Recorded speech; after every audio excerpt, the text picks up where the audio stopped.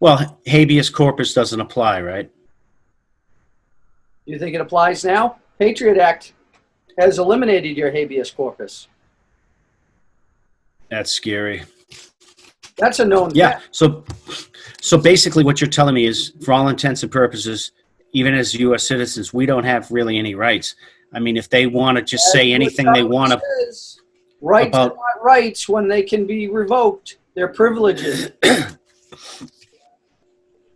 Yeah, people in this country don't realize that the rights guaranteed under the Constitution have been removed for about 20 years now. because we're constantly at war, essentially. No, because of the Patriot Act. And In the Patriot Act, yeah. oh, what are those Asian and European agreements? The secret agreements for the trade deals? Vaguely. Well, vaguely, this would have changed our whole world. This would have turned over our sovereignty to foreign countries. It would have bypassed sovereign countries and it would have gone to corporations. Yeah, Is that what Trump stopped? Yeah, when he first came into office, he stopped those. And Yeah. what's hilarious is you weren't That's allowed insane. you weren't allowed to speak about what you were reading. The politicians, they couldn't discuss what they're. And right off the bat, if anything is not allowed to have the sunlight go to it, it's corrupt. It's corrupt. Yeah, no, I would agree. I mean, if you have to be, so top secret all the time and nobody can have any knowledge, purview, whatever of it, because it's, totally under wraps. But, oh, by the way, it can't be used against you as well, basically, right? So that's what to put it in layman terms, here's an instrument that's totally under wraps, Dave, right, that can be used against you in any way, shape, or form whenever they want, right? I mean, if that's not, rigging the friggin' game, if you will. Yeah, what a joke. If that's not rigging the game, okay, not that it's a game, it's not. This is serious stuff. I can't think of a better word, but you know what I mean. I don't know what is. Hey, well, guess what? I saw Good luck. Massachusetts, that August 1st, Massachusetts dictate, they're going to start imposing $500 fines now I saw it. on people who don't. So what? I mean, we are in the Oh, my land God. of absurdia right now. Wow. And nobody seems to notice. Effective 1, all visitors and returning residents entering Mass must follow new travel orders. Travel orders. I mean, what is this, Nazi Germany? Travel orders? That's it. Do you have your Have papers? your papers. Do you have your papers? I mean, seriously, we're joking, but this is not funny. The Commonwealth has made great progress to slow the spread of COVID and gradually reopen the economy. Meanwhile, millions of people have been destroyed in this country, but that's beside the point. And all visitors have a responsibility to help. But everything's fine and dandy. Yeah. Did you see what silver and gold did on open today? No. Gold shot up $18 on open. That's incredible. It's now up to 1918. It's I think it's at all-time highs now. That is absolutely incredible. Holy macaroni. Next week, just to let you know, because it's the end of the month, we'll see if they take profit. But also next week is the FOMC meeting. That's big, right? It could be. Well, they're going to decide. Come out and say again, we're going to do whatever it takes. Then that is going to mean buy silver right now. Well, buy gold. Well, silver. If you have a choice, buy gold. Oh, really? Before silver? Well, Dan, gold has been safe haven for I know. countries, corporations, and people for thousands of years. Got it. Yeah. Silver rides the coattails of gold. Yep. No, I realize that. And if you look at now, silver Silver, it's more speculative. Silver has more potential upside. Silver's high is $50 or so, give or take. Yeah. So it's not even half of its all-time high yet. No. So for those people who think that silver is going to follow gold, then silver would be a good speculative play because you have a potential double there or more. Mm. Gold's at 19.20 at the moment. Silver's at 23.18. 2 hours, silver's up 30 cents, which is 1.3%, and gold is up $16. It dropped back a little bit. $16. That's still smoking. Yeah, we'll see what happens. It's just, people should be nervous. And people, instead of being scared and nervous, the signs are there. You need to start taking steps to protect yourself. Government's not going to be there to help you. Did you see the Atlantis report tonight talking about gold? I didn't. Yeah. No, you haven't been doing your homework today, I see. Wow. What they claim is that there's not even 1 ounce per person if you gave 1 ounce to everybody on Earth. That's incredible. So people say it's not valuable or not rare or, not relevant anymore. Well, I think we're going to find out it is. Most people can't afford gold now, I'm guessing. No, I mean, even when it was $1,100 or $1,200, most people would have trouble with it. Now it's basically at $2,000. Yeah. It's a lot of money. It's a lot of money. It is. It is. And you could argue that's one reason to buy silver is it can act as more of a transactional metal. I agree. What do you think about buying, the old U.S. silver coins? The U.S. silver $50, stuff like that. It's what they call junk silver. Junk silver is older U.S. coins that used to be made of silver. Right, so dollars, quarters, dimes. Right, are the most popular. Before 1965 or 4 or something like that. Yeah, they go all the way back. They have different years have different content. Long story short, I don't know what the premium is for that. I'm trying to put this into words without sounding alarmist. I personally do not think we're going to a Mad Max situation. And if we do, then I'm not sure I really can prepare for that, Dan. And I'm not sure I want to survive, a post-Mad Max situation. You know what I mean? I believe that there's going to be a monetary reset of some type. There probably has to be, I imagine. You agree with that? 100%. That's coming. Take that to the bank. So gold is money and currencies are used as money. But the currencies go up and down relative to gold. So when the dollar goes up and down, it's really going up and down versus gold, as well as other currencies. Mm. So if there's a reset and your currency goes to zero or gets cut in half, then you protect yourself. Your wealth is maintained if you hold a hard asset.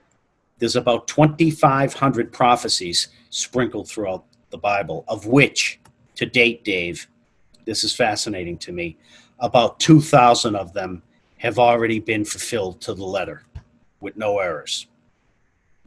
About 80% of the prophecies have been fulfilled. So think about that for a minute. About 2,500 prophecies, 80% of them have been fulfilled. We only get about 20% left, Dave. So that means the time is drawing near. Get it? The time is drawing near. Prophecies, they don't come out and say on November 2nd, 1252. No. But it's all in code. So it's somebody's... No. They're not necessarily in code. Not at all. Not at all. I'll give you one example. Examples, right? Yeah, I can give you one example, like in the book of Daniel, right? Sometime before around 500 BC, Daniel, who's a prophet, right? The book of Daniel, proclaimed that Israel's long-awaited Messiah, aka Jesus Christ, right, would begin his public ministry around 480 years after issuing the decree to rebuild Jerusalem, right? And then he went on to further predict that the Messiah would be cut off and killed, and that this event would take place prior to the destruction of Jerusalem, right? Um, that was predicted, and it actually occurred. Now there's a guy. What year did he make that prognostication? Sometime before 500 BC that And they know of. When was Jerusalem destroyed? Let's see. Israel's long-awaited Messiah began his ministry 483 years. So I know the temple has been destroyed twice. I forget the first time, the date, but the second time it was destroyed by the Romans, I think in 68 or 70 AD. Now, the temple's being rebuilt, by the way, as we speak right now for the third time. That was predicted in the Bible, by the way. That's occurring right now. How hard is it to rebuild the temple? Oh, it's a lot of work. I think it's Mount Olive. It's quite an undergoing. I mean, I don't know. I mean, Chinese can put up buildings in a week. Yeah, but agreed. But what you here's what you got to take in mind. Okay, this isn't a prefab slab job here. Okay, you're talking about the Holy Temple, right? So you're talking about building it by hand? I think probably a lot of it, plus the materials. I mean, you could probably do some research and go out online. It's in progress as we speak, I believe. And I think it's slated to be completed soon, or it's been completed. I forget. But what's the prophecy for it getting destroyed the third time? I don't know. All right, I thought you were gonna. Maybe it's somewhere in the Bible. Revelation. I don't know. I got to reread Revelation. That's what we're doing, right? Yeah.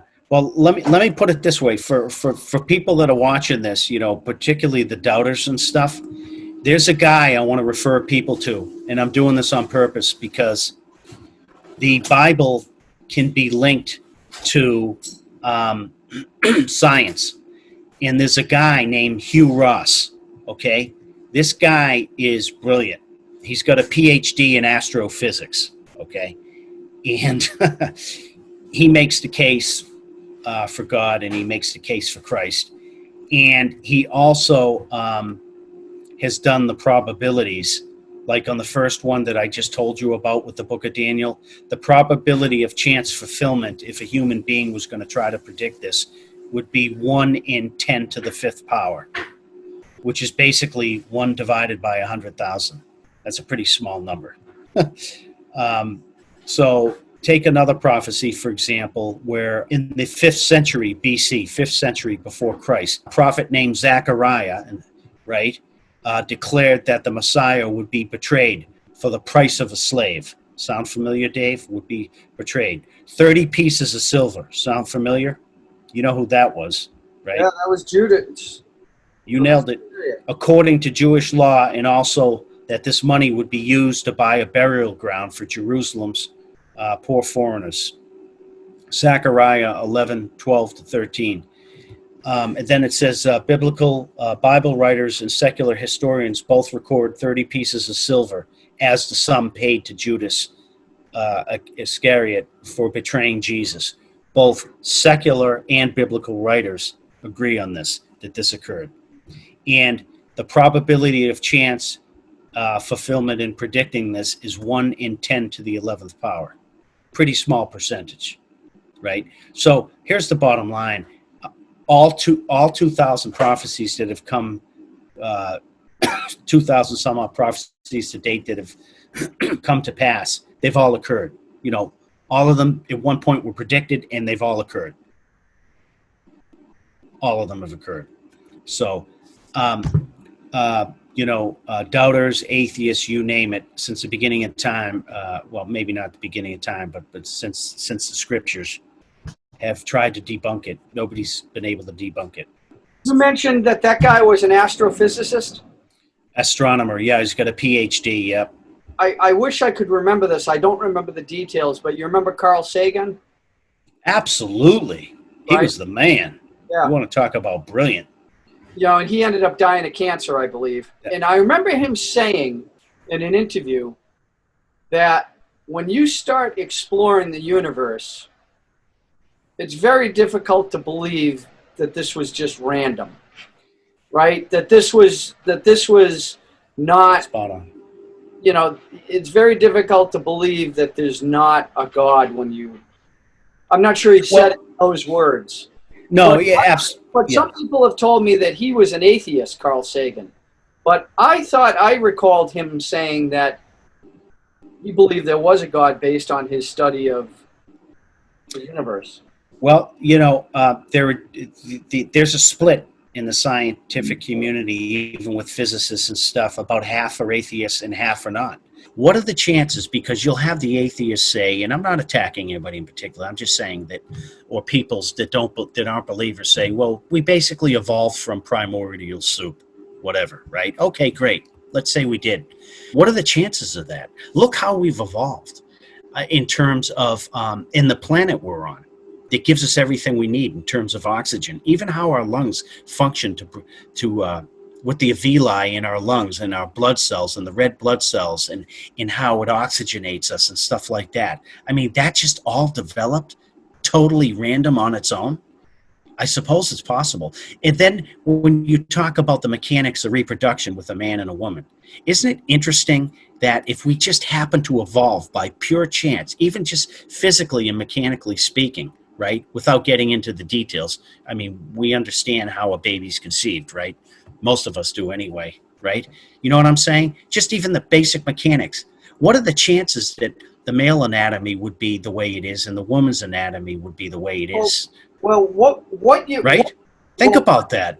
Well, what you will find in the universe and on Earth is that almost everything is a mathematical formula or calculation. Absolutely, no doubt. Everything. So maybe Actually, maybe we're in a matrix. Actually, I think you can take it a step further, Dave. Everything is a mathematical inference and calculation, without a doubt. And that's where the physicists and the mathematicians come into play, because they can speak that language. You know what I mean? They're conversant and fluent in that language. Whereas, I mean, we probably could be too if that's the path we chose. Wanted to be a mathematician or a physicist, right? We would have had to get conversant in that language, right? Otherwise, you wouldn't be a mathematician, right? So, yeah, the world is in the universe. We know this. From a layman perspective, I totally understand this. Everything is mathematically based. Everything, right? Everything. Well, you've heard of Fibonacci retracements, right? Yes. Mm-hmm. Well, Training, Fibonacci is a mathematical formula, right? Now, what's incredible is if you look at like the shape of a flower or the petal, and you actually look at the wave in it and the patterns, everything can be traced to a Fibonacci retracement or a Fibonacci pattern. Really? Okay. Yeah. That makes sense because look that up, and you can tie in Fibonacci patterns to patterns in nature. So everybody thinks that things are random, whether it's a snow flake yep. or I didn't get much sleep last night. That's okay. Yeah. My brain's a little slow today. That's all right. But that is. So if everything's mathematical, as well as the spacing of our parts on our face, right? Those are typically mathematical formulas, and also, the game where, like you say, the distance from your wrist to your elbow is the same distance as your foot, is the same length as your foot. And people are like, no way, that's not possible. And then they go like this and they put their foot and they're like, oh my God, it matches. Right? Now, and there's probably reason for that too in that design. When being a biped, who doesn't match it, it means you are deformed, basically. Yeah, I was gonna. I mean, not trying to be funny. Our word, but then people will get upset. So. Well, okay, I'm not trying to insult anybody, but I'm just saying in general. So you're special. Sorry. You're special. We're all special. But aside from that, no. But to your point, you take the human anatomy, right? Like you just cited a specific example. And that's how they define beauty as well. Like certain measurements, they say, like they do random surveys and they say, what do you think is beautiful? And they show them pictures and they found that within certain specifications, people define. Right. And what they've also done is if they split your face in half, the people that have the most symmetrical face, like my face isn't totally symmetrical. If you look at this eye and this eye lags a little more.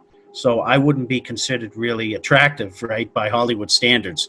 But people, if you look at Hollywood stars and you cut their face in half, for example, like this or like this, they're totally symmetrical, basically. Yeah. And that's what lends itself to beauty, and most people subconsciously don't realize that. So I wanted to tell you, Dave, I've always wanted to tell you I thought your face was symmetrical. Oh, is it? Just kidding. What? Oh, I take that statement back.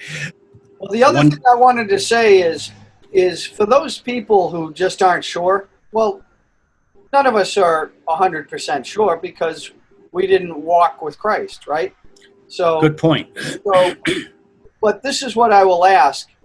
What is the harm in believing and in trying to emulate the life of Christ? What is the harm that would be caused by trying to do that? We'd have a far better world overall, in my opinion. The other thing is, one of the founding fathers, was it Franklin or Jefferson, said something to the effect of believing. I can roughly paraphrase it. He said something to the effect that, kind of along the lines you said, but something to the effect that I'll take my chances believing versus not believing. Because if I don't believe and I'm wrong, right, the stakes are far higher than if I do decide to believe and I'm wrong. Put down money on a bet, right? That's one way to look at it. Well, there's no downside to that bet. Other than your time and energy. Well, but okay, so you could say time and energy other than, but is acting and emulating Christ in living that extraordinary life and providing value. The atheist would say, "Hey, I could be out making money, or doing the things with my life I want to do in my limited time on Earth, rather than studying the Bible or." Well, yeah, and that's true. And again, to go back to Franklin or Jefferson who said this, though, you have a choice to believe or not. Now, if you don't believe, you got to ask yourself, okay, I made the choice not to believe. And then when you die, what if you're wrong? You've got big stakes at hand now. On the other hand, if you choose to believe... Yeah, you can't go back and relive your life. Nope, it's done. You've made a decision. And the big guy doesn't mess around with you. He says you're either with me or against me, or for me and against me. Plain and simple. There's no in between with him. You don't got one foot on the... Dead a lot longer than you're going to be alive. Well, the bottom line is, we've talked about this. We're all sinners, absolutely. And nobody's worthy, and nobody's, good enough. Yeah, and if you make a mistake, a lot of people who make mistakes, like, for example, somebody who hasn't had a drink and then they have a drink and now they go like this, spiral down. I think no matter what it is we make a mistake on, get back in the saddle. Don't give up. Just Yeah. say, okay, I made a mistake. Let it go and move on. And it could be with trading. None of us, if you trade in the markets, you're going to lose money at some point. Oh, absolutely. Talk about a humbling experience. Right. So if you have this idea that you're going to be perfect and you're never going to lose money, and then you get kicked in the teeth. So knowing that we're imperfect people and that we make a lot of mistakes, it's like what I told you, Dan, with some of my experiences, is hopefully you learn from it and you don't make the same mistake over and over and over and over again. Yeah, no, spot on. Yeah, I try not to repeat it at least more than twice. Once you get into 3, 4, 5, 6 times, you're in trouble. It could be catastrophic, Yeah, well, anyway, that was my overview, 2,500 prophecies. About 2,000 have come to date. I cited, I thought, a couple of examples. Another one is in approximately 700 BC, the prophet Micah, he named the tiny village of Bethlehem as the birthplace of the Messiah, Micah 5:2. And the Old Testament? Yeah, I think so. I should know off the top of my head. Well, my question is the Torah. The first 5 books of the Bible. Yep. So if it was in those books, then it clearly is documented long before Jesus came along. Doubting Thomas, that's where the term doubting Thomas comes from. You've heard that in life. Oh, he's a doubting Thomas. That comes from the Bible, right? That because Jesus said to Thomas, oh, Thomas, you're such a doubter. And because Thomas didn't believe that he was resurrected. So Jesus lifted his arm up and was like, put your arm over here. And he put his arm it went right through his torso. And he was like, where the spear, I guess, went. So isn't it nice when they crucify you? Isn't it nice things we do as human beings sometimes? I've always said this, if you think about it, if they're going to crucify the Son of God, what would they do to you or me? What would man do to you or me, right? And that's why I always say, you always hear me say, man without God is a beast, right? I mean, if they're going to crucify him and ridicule him, put him up there, drive spikes through here and through your ankles, and then take a spear. Well, after you're up there, he was up there, I think, for 6 hours, by the way. On a Friday, he went up at 9 in the morning, right? And finally died at 3, right? I hate to say this, but the horrors that are coming down to this country are going to catch a lot of people by surprise.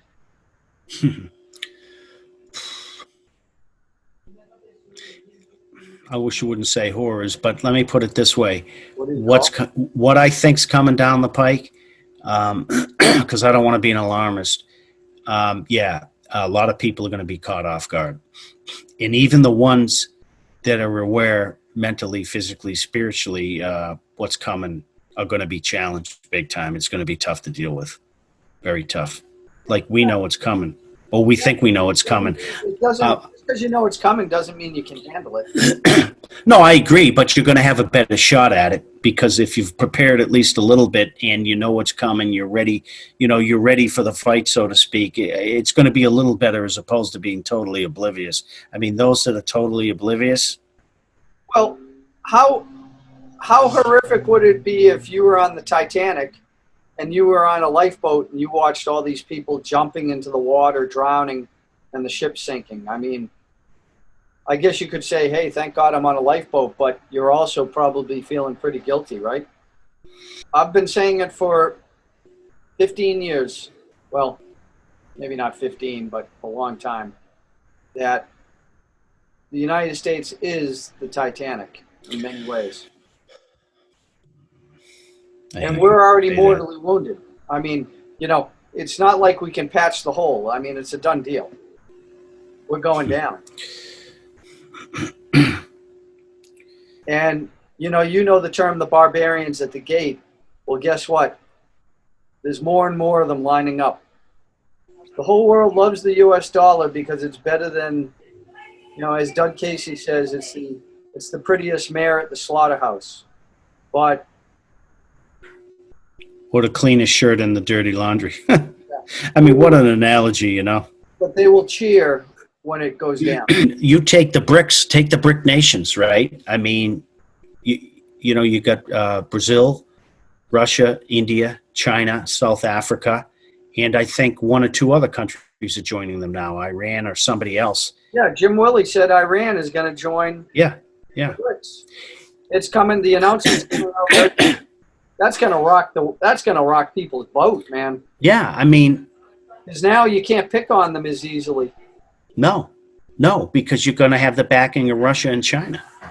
Yeah, I mean, if they're not powerhouses, so in the interest, that's going to change. That's going to change their view towards Israel. All those countries. If you mix India into Iran into the group. Well, it's funny how that's coming together, because if you get back to prophecy in the book of Revelations, the invaders are going to come from the north and come into northern Israel / Judea, and they're going to go into the Megiddo Valley, and that's north right now. Turkey's north, and Russia's going to be leading it. Turkey's going to be in on it too, by the way. Good point. Turkey is going to be in on it. It's going to be basically Russia, modern day Russia, because the Bible talks about it. Modern day Russia, Turkey, and Iran. Ethiopia is probably going to be in there too, and a few other countries. And they're going to lead the charge, and that's going to be the start of World War III. And for those that aren't believers, I mean, you see these forces lining up. The Bible talks about it in Revelation. And the Bible is highly specific. It says, and think about this, when the book of Revelation was written, like 2,000 years ago, right, by John, what he heard from Christ, I forget what chapter and verse, but it specifically cites 200 million. An army of 200 million will descend upon Israel. Dave, 2,000 years ago, were there 200 million people even in the world? Think about it. In 1900, the world population... I doubt it. Well, hold on. I think in 1900, I think the world population... Hold on. The world population in 1900 was only 1 billion. And in 100 years, it's gone up sevenfold. So go back 2,000 years ago. I don't know. We could do a Google search and look it up. I'm just making a point. That's pretty specific when it said 200 million. Yeah, but right? There were no most of the world wasn't counted back then. You know, they weren't counting all the people in the Americas. Yeah, no, agreed. But I guess I'm saying that's not only a large number, but it's a highly specific number, right? So it's, anyway, that's essentially what's going to happen. And a 200 million person army is a huge army. Who's going to stop that? U.S. isn't going to stop that, not conventionally. Who's large enough to create it? Only a few countries. Exactly. Okay, so this is Revelation 2. Okay, so this is Jesus speaking, correct? I believe so. The red words, yeah. To the angel of the church in Ephesus, write, these are the words of him who holds the 7 stars in his right hand and walks among the 7 golden lampstands. I know your deeds, your labor, and your perseverance. I know that you cannot tolerate those who are evil, and you have tested and exposed as liars those who falsely claim to be apostles. Without growing weary, you have persevered and endured many things for the sake of my name. But I have this against you. Mm-hmm. You have abandoned your first love. Therefore, keep in mind how far you have fallen. Repent and perform the deeds you did at first. But if you do not repent, I will come to you and remove your lampstand from its place. But you have this to your credit. You hate the works of the Nicolaitans, or the Nicolaitans, which I also hate. He who has an ear, let him hear what the Spirit says to the churches. To the one who overcomes, I will grant the right to eat from the tree of life in the paradise of God. Any comments? Okay. No, that's the first church. There's going to be 6 more that he's going to address. I guess that's my comment. Okay. Well, this is to the church in Smyrna. Mm-hmm. To the angel of the church in Smyrna write, these are the words of the first and the last who died and returned to life. I know your affliction and your poverty, though you are rich, and I am aware of the slander of those who falsely claim to be Jews, but are in fact a synagogue of Satan. Do not fear what you are about to suffer. Look, the devil is about to throw some of you into prison to test you, and you will suffer tribulation for 10 days. Be faithful even unto death, and I will give you the crown of life. He who has an ear, let him hear what the Spirit says to the churches. The one who overcomes will not be harmed by the second death. Mm-hmm. The only thing I thought is it reminded us of what we spoke about. Don't take the mark of the beast, even if it means your death. Yeah, that's a good point. I was going to say you can only, I mean, it's easy to say, but the bottom line is being a flesh and bone, you can only die once. Nathan Hale. Mm-hmm. I regret that I have but one life to give for my country. Okay. You know Nathan Hale, right? Yeah, I know the name. I don't know a lot about it. He was in Connecticut. British said he was a spy, and they hung him. Actually, Washington hung Major Andre of the British Army who tried to negotiate a deal with Benjamin of Benedict Arnold. Oh, yeah, right. And I remember that. He went up and helped Benedict Arnold escape, and Mm-hmm. he got caught. And Washington said, adios. And they hung him. Yeah. And I think it's because the story I read, I don't know if this is true, it's because he had Nathan Hale in mind. So it's kind of like an eye for an eye, as they say. So the first church was in Ephesus, Western Turkey. I believe, yeah. And then we have 2 Greek churches now. Yes. So to the church in Pergamum, to the angel of the church in Pergamum write, these are the words of the one who holds the sharp double-edged sword. I know where you live, where the throne of Satan sits. Yet you have held fast to my name and have not denied your faith in me. Even in the day when my faithful witness, Antipas, was killed among you, where Satan dwells. But I have a few things against you, because some of you hold to the teaching of Balaam, who taught Balak to place a stumbling block before the Israelites, so they would eat food sacrificed to idols and commit sexual immorality. In the same way, some of you also hold to the teachings of the Nicolaitans. Therefore, repent.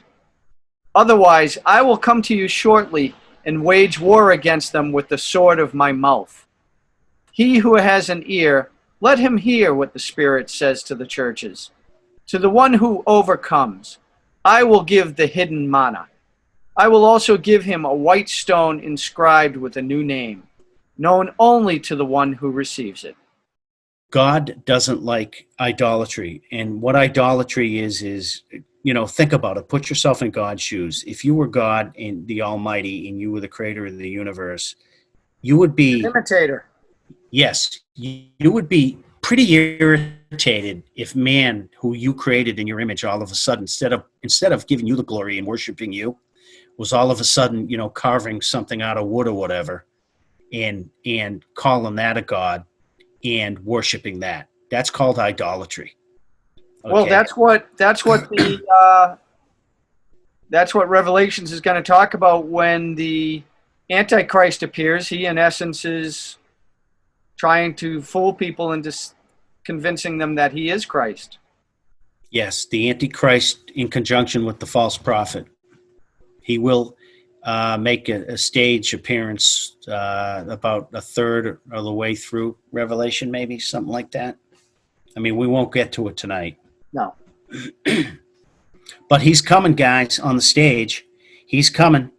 We're going to see it in modern times with the New World Order. It's all going to be intertwined together. So for those, again, that aren't believers, we're heading towards a New World Order, one currency, essentially one overarching government broken up across 10 or 12, what the Bible refers to as kingdoms. But what they'll refer to via Agenda 21 is regions, like 12 regions. So you'll have an overarching one upper high-level government, and then it'll go right down to the communal level, broken by 10 to 12 regions across the globe. And really the big news event of this year has been what's going on around the world. And so my question would be, maybe this is a sign that the world has changed forever, maybe. And this is the start of the beginning. Well, there are some people that believe, and I threw out some heavy hitters to you last week. For those that want to explore more, Perry Stone, heavy hitter, 80,000 plus hours of biblical study. The guy's a phenom. He's a genius. He's a walking encyclopedia. Another big name is Erwin Baxter. Fantastic. Expert on the Book of Revelations. If you really want to get up to speed on Book of Revelations quick, besides reading it, Erwin Baxter. Fantastic. Guy's awesome. And then Hal Lindsey's pretty good, too. 3 big names that come to play. Okay. If you want to know what's coming down and you want to expedite your studying, if you will. Well, all I'm trying to say is maybe these are signs that happy days are not going to be here again. And remember when we were kids, there'd be people on the street corner saying the end is near, prepare, or what? I totally, absolutely. I remember being in Times Square. I don't see them anymore. Dude, listen, bro. I remember being in Times Square a few times, once or twice, and in Boston as well. What were the dance clubs we used to go to? Well, you said celebrations. What's the square there in Boston? Kenmore Square? Yeah, Kenmore Square, yeah. I remember seeing them in the early 80s, walking around with the Bible and talking about what was going to happen, and people totally dismissing it and, whatever, this guy's out to lunch, he's a cuckoo bop. And, when I was young then too, I probably dismissed it as well. Yeah, being ignorant. So to the church in Thyatira, which is also in Greece, to the angel of the church in Thyatira, write, these are the words of the Son of God, whose eyes are like a blazing fire and whose feet are like polished. I know your love, your faith, your service, your perseverance, and your latter deeds are greater than your first. But I have this against you. You tolerate that women, Jezebel, who calls herself a prophetess. Oh yeah, she's a interesting character. By her teaching, she misleads my servants to be sexually immoral and to eat food sacrificed to idols. Even though I have given her time to repent her immorality, she is unwilling. Behold, I will cast her onto a bed of sickness, and those who commit adultery with her will suffer great tribulation unless they repent of her deeds. Then I will strike her children dead, and all the churches will know that I am the one who searches minds and hearts, and I will repay each of you according to your deeds. But I say to the rest of you in Thyatira, who do not hold to her teaching and have not learned the so-called deep things of Satan, I will place no further burden upon you. Nevertheless, hold fast to what you have until I come. And to the one who overcomes and continues in my work until the end, I will give authority over the nations. He will rule them with an iron scepter and shatter them like pottery, just as I have received authority from my Father. And I will give him the morning star. He who has an ear, let him hear what the Spirit says to the churches. Now that was powerful. You nailed it. That's precisely what I was going to say. That's what's powerful. And that's what's going on in the world today, the spirit of Jezebel, which is total immorality and sexual perversion. I mean, we live in a world like that now, right? And I hate to say it. I have friends and family members that get livid with me, pissed, almost borderline violent when I say that. But the United States is leading the way in a lot of this stuff. Okay, we are, and again, you know, I don't want to cast stones or whatever. God knows I'm far from perfect. I'm a sinner like everybody else. But we're leading the way with this, and we're the world superpower. But on top of that, we're kind of a cultural power in a lot of ways, and the world's had their eyes cast on us the last half a century or so, plus or minus, right? Right? You know, when you're the leader, everybody's watching you, right? Yeah. What you do and stuff and how you live, right? Look at Hollywood. Listen, you know, look at the garbage. Baywatch was the most popular show in the world. There you go. What was Baywatch known for? Yeah, I mean, we know a bunch of scantily clad people running around, right? I mean, that was the whole premise of the show. What? Beautiful people with no clothes on. I just said it. Yeah.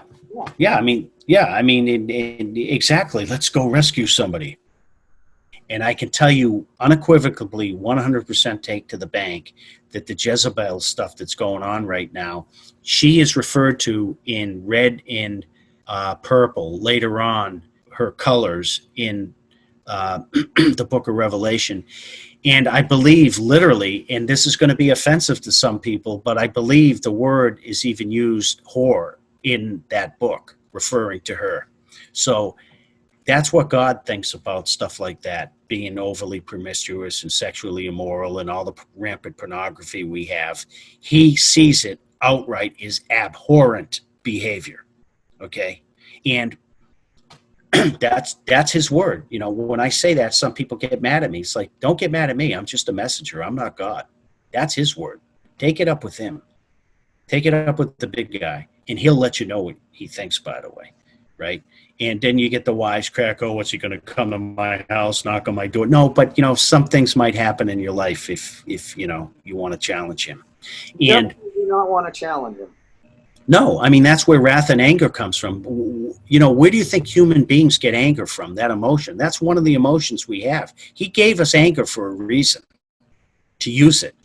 Not to be out of control and be a maniac and, you know, wipe out a village or something, but anger should be used when there's an injustice, when there's something that's truly wrong going on and it needs to be stopped. Before it can be stopped, you got to kind of get angry, don't you? In a way, if you think about it. Take tattoos, for example, right? I'm not judging. I'm just saying tattoos, body piercings, anything that deforms the body, the debasement of the body. And he uses the word debasement. Here's the bottom line, and I say this to people too, right? Here's what you got to know. If the life you're living is not in alignment with his word, then either you discard his word, don't know his word, or you dismiss it. That's your choice. But there will be a price for that, whether you think so or not. And then I've had people say to me many times over the years, well, I think this, I think that, this is my opinion. Okay, then I'll say, well, is it in alignment with the word? Do you even know the word at all? Most of the time, or a lot of times they don't. But even if they know the word, it's like, well, I don't agree with that or whatever. Newsflash, who cares what you think? Who cares what your opinion is? Okay, how dare you? That's offensive. Well, take it up with God, because, you know, the Bible's like a manual, right? He's telling you, you know, in written form, how to beware, how to live, and a manual how to live. Now, you have a choice to do otherwise. But when you burn yourself, so to speak, or you cause all kinds of problems and you're sinning and now you're in pain and you're gnashing your teeth, so to speak, because of that, that's ultimately your fault. That's man's fault. All the ills that are going on in this world, all the hardships, all the bad things, and there's a lot of good things in the world. I believe overall there's more good than there is bad, but there's a lot of bad in the world. But that's brought on by man. It's not brought on by God. It's brought on by our poor choices, our lousy choices. Chapter 2 of Revelation and chapter 3 as well. Yeah. These letters to these churches basically saying they've done some things well, but it's not good enough. I guess that's a way to put it. Yeah. I mean, yeah. And he's he's warning them what they need to change. Yes.